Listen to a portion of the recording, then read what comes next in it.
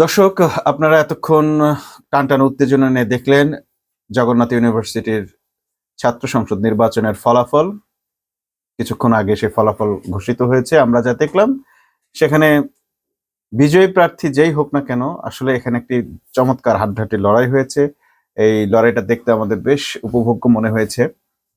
তারপরও মানুষ যে রায় দিয়েছে, ছাত্র শিবিরকেই যে রায় দিয়েছে শিক্ষার্থীরা, এটি একটি আহ আরো বেশি আনন্দের দিক। কারণ হচ্ছে যে বাংলাদেশে যে কয়েকটি ছাত্র সংগঠন আছে তাদের মধ্যে ইতিবাচক রাজনীতি এবং চরিত্র গঠনের রাজনীতি বলি কিংবা ইসলামী রাজনীতি বলি কিংবা ইতিবাচক রাজনীতির দিকে আমরা যাদেরকে সবচেয়ে বেশি অগ্রগামী দেখতে পাচ্ছি তারা হচ্ছে ছাত্র শিবির এবং ঢাকা বিশ্ববিদ্যালয়, জাহাঙ্গীরনগর বিশ্ববিদ্যালয়, চট্টগ্রাম বিশ্ববিদ্যালয়, রাজশাহী বিশ্ববিদ্যালয় এবং এবার জগন্নাথ বিশ্ববিদ্যালয়ে আমরা ছাত্র শিবিরের প্যানেলকেই মোটামুটি অলমোস্ট বিজয়ী দেখতে পেলাম। এর আগে বিভিন্ন বিশ্ববিদ্যালয়ে ২-৩টি বা ৪-৫টি সিট বা জায়গায় তারা অন্য দল থেকে জয়ী হলেও এবার মোটামুটি প্রায় বলা চলে যে ১-২টি বাদে সবগুলো পদেই ছাত্র শিবিরের প্রার্থী জগন্নাথ ইউনিভার্সিটিতে জয়ী হলো। কিন্তু আহ, মজার ব্যাপার হচ্ছে যে আহ, এখানে ভিপি প্রার্থী দুজনেই বেশ কাছাকাছি ব্যবধানে ছিলেন এবং যেই জয়ী হোক, আসলে জয়ী হওয়ার চেয়েও বড় ব্যাপার হচ্ছে যে তারা তাদের লড়াইটাকে নিজেরাও উপভোগ করেছেন। কেন উপভোগ করলেন? কারণ হচ্ছে এখানে যে প্রার্থী ছিল সে আসলে ছাত্রদল থেকে দাবি করা হলেও তাকে দাবি করা হচ্ছে গণ অধিকার পরিষদ তথা ছাত্র অধিকার পরিষদের প্রার্থী হিসেবে। প্রার্থী আসলে ব্যক্তি যারই হোক না কেন, এখানে ছাত্র অধিকার পরিষদও এই একই ব্যক্তিকে সমর্থন দিয়েছে। অপরদিকে ছাত্রদল হয়ে যিনি দাঁড়িয়েছিলেন তাকে বিদ্রোহী প্রার্থী মনে করা হলেও সেই প্রার্থীকে তারেক রহমান নিজে মাথায় হাত বুলিয়ে তাকে বসিয়ে দিয়েছিলেন। যে কারণে মোটামুটি ছাত্র অধিকার পরিষদের ভোট এবং ছাত্র দলের ভোট এবং শিবির বিরোধীদের ভোট মিলে মোটামুটি তারা বেশ ভালো ভোট পেয়েছে এখানে। যেখানে আমরা ডাকসুতে দেখেছি অনেক বড় ব্যবধান, বিশাল ব্যবধানে ছাত্র দলের প্রার্থী হেরে গেছে, সেখানে এখন দেখলাম সেখানে খুবই সামান্য ব্যবধান তৈরি হয়েছে। এটি একটি পজিটিভ দিক। পজিটিভ দিক এই অর্থে যে ছাত্রছাত্রীরা বা ছাত্র সংগঠনগুলো জগন্নাথে শিবির বিরোধী বা শিবিরের বাইরে যে ছাত্র সংগঠনগুলো ছিল তারা বেশ চেষ্টা করেছে এই নির্বাচনে যেন তাদের প্রার্থী জয়ী হয়, তারা যেন জয়ী হতে পারে শিবিরের বিরুদ্ধে জয়ী হওয়ার জন্য। আবার একইভাবে এটাকে নেগেটিভ মানে নেতিবাচক ভাবে দেখারও অনেক দিক আছে। কারণ হচ্ছে যে এই নির্বাচনে জেতার জন্য তারা বেশ কিছু অশোভন পদ্ধতি অবলম্বন করেছেন, অসৎ উপায় অবলম্বন করেছেন। তার মধ্যে জাল ভোট দেওয়ার চেষ্টা আমরা হাতে নাতে দেখতে পেলাম, ধরা পড়েছে। এমনকি বিপরীত প্রার্থীদেরকে, শিবিরের প্রার্থীদের বিভিন্ন জনদেরকে অপমান লাঞ্ছনা করা হয়েছে, বিশেষ করে নারীদেরকে লাঞ্ছিত করা হয়েছে। শিবিরের অনেক স্টুডেন্টদেরকে শিবির মনে করে তাদেরকে ঢুকতে দেওয়া হয়নি, পুলিশকে তার দায়িত্ব পালন করতে বাধা দেওয়া হয়েছে। অর্থাৎ এখানে পুরোপুরি মনে হয়েছে যেন বিএনপি ক্ষমতায় চলে এসেছে, ছাত্রদল তাদের সে পাওয়ার পলিটিক্সটা এখানে খাটিয়েছে। তারা নানাভাবে এখানে প্রভাব বিস্তার করার চেষ্টা করেছে, বিশেষ করে প্রশাসনিকভাবে তারা এত বেশি প্রভাব বিস্তারের চেষ্টা করেছে যেটি বাংলাদেশের ইতিহাসে অত্যন্ত ন্যাক্কারজনক একটি উদাহরণ হয়ে থাকবে, যে ছাত্র সংসদের জন্য একটি দল এতটা মরিয়া হয়ে উঠতে পারে। কিংবা এইখানকার শিক্ষকেরাও যারা বিএনপি পন্থী তারা নানাভাবে চেষ্টা করেছেন অন্তত জগন্নাথ বিশ্ববিদ্যালয়ে যেন ছাত্র দলের প্রার্থী বিজয়ী হয়, তাদের মুখ রক্ষা যেন হয়। তাদের এই ইগো প্রবলেম বাংলাদেশের ছাত্র সমাজের রাজনীতিকে কলুষিত করে ফেলেছে। অপরদিকে তারা শিবিরের প্রার্থীদেরকে হারানোর জন্য নানান ধরনের মিথ্যা প্রপাগান্ডা ছড়িয়েছেন, যেগুলো আসলে শেষ পর্যন্ত মানুষের কাছে আসলে কোনো পাত্তাই পায়নি। তার মধ্যে একটি প্রপাগান্ডা ছিল ছাত্র শিবিরের সঙ্গে নাকি জামাত যুক্ত হয়েছে। হ্যাঁ, জামাত যুক্ত হতেই পারে। ছাত্র শিবির যখনই কোনো বিপদের মুখে পড়ে তখন তো অবশ্যই তাদের অভিভাবকরা গিয়ে তাদের পাশে দাঁড়ায় এবং দাঁড়াবেই, সেটাই স্বাভাবিক। আমরা জানি যে পুরান ঢাকা পুরো এলাকায় জামাতের একটি বড় ধরনের প্রভাব রয়েছে, বিশেষ করে বাংলাবাজার কেন্দ্রিক এখানে জামাতের প্রভাব রয়েছে। এই প্রভাবটাকেই মূলত ছাত্রদল বা রাকিব, ছাত্রদলের কেন্দ্রীয় সভাপতি রাকিব এটাকে বারবার অ্যাড্রেসিং করার চেষ্টা করেছেন। এমনকি ছাত্রদলের ছেলেরা এই ব্যবসায়ীদের সঙ্গেও বেশ দুর্ব্যবহার করেছেন। এখানকার ব্যবসায়ীরা যেহেতু জামাতকে অনেকেই সাপোর্ট করেন, তাই এদের মধ্যে যাদের কি মুখে দাড়ি দেখেছেন কিংবা একটু ইসলাম মনা বা ইসলামিক পোশাক আশাকে দেখেছেন তাদেরকে হেনস্থা করেছে ছাত্রদল, নারীদেরকে হেনস্থা করেছে ছাত্রদল, আবার ব্যবসায়ীদেরকেও হেনস্থা করেছে ছাত্রদলের ছেলেপেলেরা। ইভেন এই সময় যদি পুলিশ তাদেরকে বাধা দিতে গেছে সেখানে পুলিশের উপর মব ক্রিয়েট করা হয়েছে, এমন কথা পর্যন্ত বলা হয়েছে যে এখানে কিন্তু এবার শিবির জিতবে না, ছাত্রদল জিতবে এবং এরপর এই প্রশাসন তোমাদেরকে আমরা দেখে নেব, এইরকম উচ্চবাচ্য সহ ভিডিও প্রকাশ হয়েছে। ছাত্রদল হুমকি দিচ্ছে পুলিশকে দেখে নেয়ার, এমনকি ভিপি প্রার্থীর স্ত্রীকে আটক করে পুলিশের হাতে তুলে পর্যন্ত দেওয়া হয়েছে। পুলিশ সেখানে হস্তক্ষেপ করার পরে পুলিশের বিরুদ্ধেও অনেক ধরনের প্রোপাগান্ডা চালিয়েছে ছাত্রদল। এই যে নোংরামিটা করেছে একটা জায়গায় একটা ছাত্র সংসদে জয়ী হওয়ার জন্য, এই নোংরামিটাকে কোনোভাবে ছাত্র সমাজ কেন পুরো বাংলাদেশের মানুষ ভালো চোখে দেখছে না। মানুষ এখন বলছে যে আগামী নির্বাচনে, সংসদ নির্বাচনে এই বিএনপি কতটা মরিয়া হয়ে এবং কতটা নোংরামি ভাবে মানুষের ভোটাধিকার কেড়ে নেওয়ার চেষ্টা করে, সেটাই এখন আশঙ্কার বিষয়, আতঙ্কের বিষয়।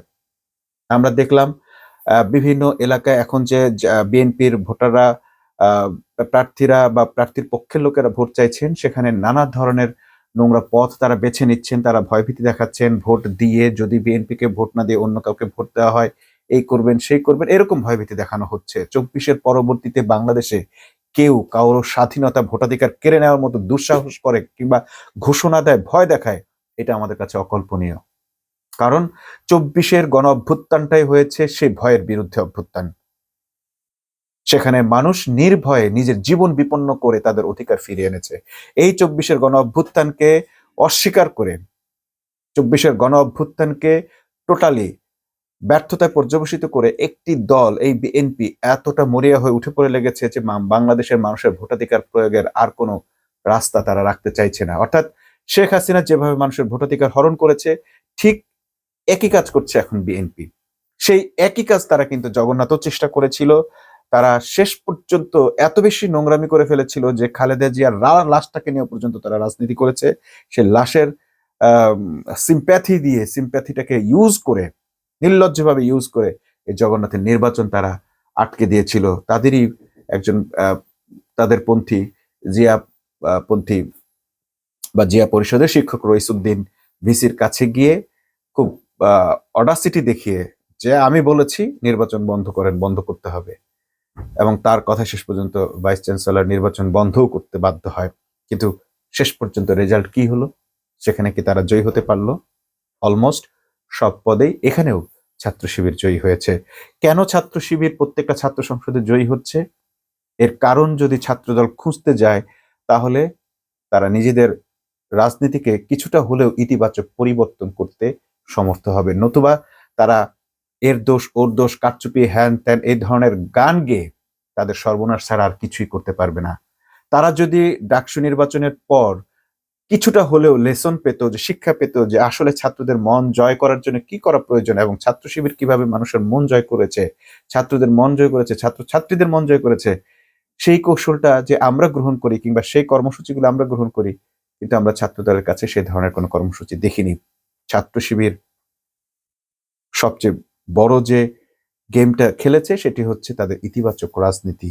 তারা সকলকে অ্যাকোমোডেট করার চেষ্টা করেছে। ইভেন তারা এখনো পর্যন্ত বিএনপি যাকে ব্যবহার করে, ছাত্রদল যার নেতৃত্বকে মেনে নেয়, সেই বেগম জিয়াকে পর্যন্ত, জিয়াউর রহমানকে তাদের আইকন বলছে, তাদের আদর্শ বলছে, এবং তাদের আপোষহীন নেতৃত্বকে এখনো তারা সমর্থন দিচ্ছে, মেনে নিচ্ছে, এবং সেটাকে তারা প্রচারও করে বেড়াচ্ছে যে এমন নেতৃত্ব বাংলাদেশের জন্য অপরিহার্য ছিল।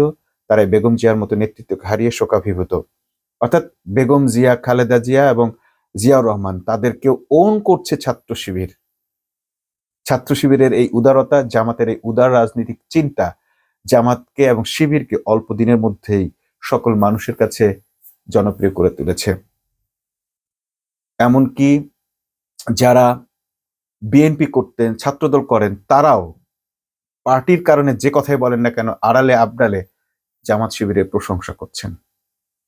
যদি এই ধারা অব্যাহত থাকে, জামাত শিবিরের এই ইতিবাচক রাজনৈতিক ধারা অব্যাহত থাকে এবং তারা যে উদারতা দেখাচ্ছেন, যেভাবে উদার চিন্তাধারার মাধ্যমে বিএনপির নেতা নেত্রীদেরকে ওন করছেন, জিয়াউর রহমান এবং বেগম জিয়াকে ওন করছেন, তাতে খুব বেশি দিন নেই যে আসলে শেষ পর্যন্ত এই দলের লোকেরাও এই ইতিবাচক রাজনীতির সঙ্গে নিজেদেরকে সম্পৃক্ত করতে বাধ্য হবেন। আজকে আমরা একটা কথা দেখলাম এহসানুল হক মিলনের, সেখানে তিনি বলছেন যারা এতদিন আমার পাশাপাশি ছিলেন, কাছাকাছি ছিলেন, আমার সঙ্গে কাজ করেছেন, এখন জানতে পারছি, শুনতে পারছি তারা জামাতের রোকন। এটা অবাক হওয়ার কিছু নেই, কারণ হচ্ছে যে জামাত মূলত একটি আদর্শবাদী দল এবং তাদের মূল টার্গেট ক্ষমতা নয়, তাদের মূল টার্গেট হচ্ছে দাওয়াতি কাজ, ইসলামের দাওয়াত দেওয়া, মানুষকে ইসলামের পথে নিয়ে আসা। মানুষ চরিত্রবান হোক, মানুষ সৎ হোক, এটাই তাদের মূল টার্গেট। এ কারণে তারা কারোর সঙ্গে বৈরিতা করে না, সে যে দল করুক, যদি সে ইসলামের পথে আসে তাকে কোনোভাবে ইসলামের পথে নিয়ে আসা যায় কিনা, তাদের টার্গেট থাকে এটা। এই যে মিশনারি টার্গেট তাদের, এই মিশনারি টার্গেটের কারণেই এই জামাত কিন্তু বারবার যে কারো সঙ্গে ঐক্যবদ্ধ হয়েছে। তারা জিন্নার বিরোধিতা করেছে, আবার জিন্নার পক্ষেও গিয়েছে শুধু ইসলামের স্বার্থে। তারা আওয়ামী লীগের পক্ষেও গিয়েছে, আওয়ামী লীগের বিরোধিতাও করেছে স্রেফ ইসলামের স্বার্থে। তারা বিএনপির সঙ্গেও গিয়েছে, বিএনপির বিরোধিতাও করেছে স্রেফ ইসলামের স্বার্থে। যখনই কেউ ইসলামের পক্ষে কথা বলে, আজকে আমরা দেখছি যে চরমোনাইর সঙ্গে জামাতের সম্পর্ক, এনসিপির সঙ্গে সম্পর্ক, অর্থাৎ যে সম্পর্কগুলো তারা গড়ে তোলে, যে কেউ যদি ইসলামের কথা বলে, সৎ নেতৃত্বের কথা বলে, দুর্নীতিবাজ চাঁদাবাজদের বিরুদ্ধে কথা বলে, তাহলেই তারা তাদের সঙ্গে ঐক্যবদ্ধ হয়ে যায়, তাদের সুর মিলে যায় এবং তারা নিজেদের সবচেয়ে বড় শত্রুকেও বুকে টেনে নিতে প্রস্তুত হয়ে যায়। কারণ তাদের কাছে সবচেয়ে বড় আদর্শ মহানবী হযরত মুহাম্মদ সাল্লাল্লাহু আলাইহি সাল্লাম, যিনি তার চাচার হত্যাকারীকেও বুকে টেনে নিয়েছিলেন শুধুমাত্র ইসলাম গ্রহণ করার কারণে, তার প্রতি প্রতিশোধ গ্রহণ করেন নাই। চরম ইসলামের শত্রুতা যারা করেছিল তারাও মুসলমান হওয়ার পর, ইসলাম গ্রহণের পর তাদেরকে গ্রহণ করে নিয়েছিলেন। এটাই ইসলামের আদর্শ। সে হিন্দাকে ক্ষমা করে দিতে বাধ্য হয়েছেন, আবু সুফিয়ানকেও পর্যন্ত রাসূল সাল্লাল্লাহু আলাইহি সাল্লাম ক্ষমা করে দিয়েছিলেন, কারণ ইসলাম গ্রহণ করার পর তাদের কাছে কেউ শত্রু হিসেবে থাকে না। ঠিক আমরা জামাতের রাজনীতিতে দেখছি, বিএনপির যারা এখন বিএনপি থেকে এতদিন জামাতকে গালাগাল করছেন, এখন তারা জামাতে যোগদান করছেন এবং জামাত তাদেরকে বুকে টেনে নিচ্ছে। কারণ ইসলামের জন্য তারা বলছে যে ইসলাম সকলের জন্য উন্মুক্ত, মসজিদের দরজা যেমন সকলের জন্য খোলা, আল্লাহর দরজা যেমন খোলা, তেমনি ইসলামিক দল, রাজনৈতিক দলগুলো সকলের জন্য উন্মুক্ত। যে কেউ যদি তার ভুল বুঝতে পেরে বা কোনোভাবে এই ইসলামের রাস্তায় আসতে চায়, আসতে পারে, দলে সংযুক্ত হতে পারে। তো এই যে ইতিবাচক রাজনীতি, এই ইতিবাচক রাজনীতি একটি বড় ফলাফল আমরা দেখলাম ছাত্র রাজনীতিতে প্রভাব ফেলেছে এবং এই ছাত্ররা সচেতন বলেই এই প্রভাবটা ফেলা সম্ভব হয়েছে। এবং এই সচেতনতা যদি আসন্ন জাতীয় নির্বাচনে ধরে রাখা যায়, তাহলে আমরা অবশ্যই এমন একটি রাজনৈতিক দলকে এবার ক্ষমতা দেখতে পাবো, যাদের কারণে এর পরবর্তীতে যত রাজনৈতিক দল আসুক না কেন, যারাই রাজনীতি করুক, তারাই ইতিবাচক রাজনীতি করতে বাধ্য হবে। আমরা চাই যে এমন একটি রাজনৈতিক দল বাংলাদেশে এসে বাংলাদেশের রাজনৈতিক পরিবেশকে এমনভাবে সংস্কার করুক, এমনভাবে পাল্টে দিক যে মানুষ তাদেরকে অনুসরণ করতে বাধ্য হয়। বাংলাদেশের এই 54 বছরের রাজনীতিতে কোনো অনুসরণীয় রাজনৈতিক দল, রাজনৈতিক কাঠামো, রাজনৈতিক পরিবর্তন, রাজনৈতিক কালচার আমরা দেখিনি। যে কালচারটি তৈরি করার জন্য একবার হলেও এই জামাত শিবিরের রাজনীতি যারা করছে তাদেরকে ক্ষমতায় আসার দরকার, এবং আমরা চাই যে তারা এমন একটি উদাহরণ সৃষ্টি করুক। আর যদি তারা সেটা না পারে, তাহলে পূর্বের দলের মতো তারাও মানুষের কাছে ধিক্কৃত হবে। কিন্তু যদি তারা উদাহরণ সৃষ্টি করতে পারে, সেক্ষেত্রে অন্যান্য রাজনৈতিক দলগুলো নিঃসন্দেহে বাধ্য হবে তাদেরকে অনুসরণ করতে। যারা অহেতুকভাবে এদের বিরোধিতা করছেন, তারা শুধু একটি দলের নয়, একটি দেশের ক্ষতি করছেন। যারা বিএনপির নেত্রীকেও নিজেদের নেত্রী মনে করেন, ওন করেন শুধুমাত্র তার আপসী নেতৃত্বের কারণে, ভারত বিরোধী রাজনীতির কারণে, সেই তারা জামাতের সঙ্গে এতদিন ঐক্যবদ্ধ রাজনীতি করে শুধু ক্ষমতার কারণে কেন জামাতের সঙ্গে ঐক্যবদ্ধ হতে পারছেন না বা বৈরিতা করছেন, সেটি জনগণের কাছেই তাদেরকে জবাব দিতে হবে। সর্বশেষ, যকশোতে যারা নির্বাচিত হয়েছেন সকলকে অভিনন্দন জানিয়ে আজকের মতো এখানে শেষ করছি। সবাই ভালো থাকবেন। আল্লাহ হাফেজ। আসসালামু আলাইকুম।